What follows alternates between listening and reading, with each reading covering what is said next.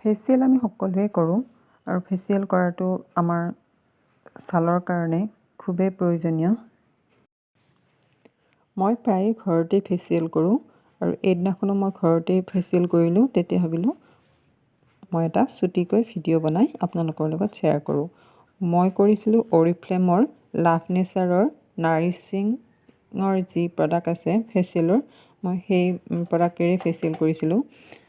আৰু মই ভিডিঅ'টোত আপোনালোকে চাই থাকিলে তাৰ কিছু অংশ আপোনালোকে দেখিবলৈ পাব। আৰু মই ফেচিয়েলৰ কথাই যিহেতু লৈ আহিছোঁ, ফেচিয়েলনো কি বুলি ক'লে এটা বাক্যত ক'বলৈ হ'লে ই হৈছে ছালৰ এক বিশেষ ধৰণৰ যত্ন। আৰু এই যত্নৰ ফলত কি হয়, আমাৰ ছালখন মিহি হয়, কোমল হয় আৰু বয়সৰ চাপ পৰাত বাধা দিয়ে। আৰু আমি মাহত 2 বাৰ ফেচিয়েল কৰিবই লাগে।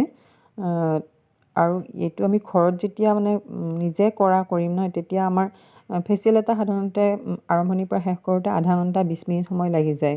যেতিয়া আমি ঘৰতে নিজে কৰা অভ্যাস কৰিম, তেতিয়া 5 মিনিটতো এটা ফেচিয়েল হৈ যায়, শেষ কৰিব পাৰি, যেতিয়া আমাৰ অভ্যাসত পৰিণত হ'ব।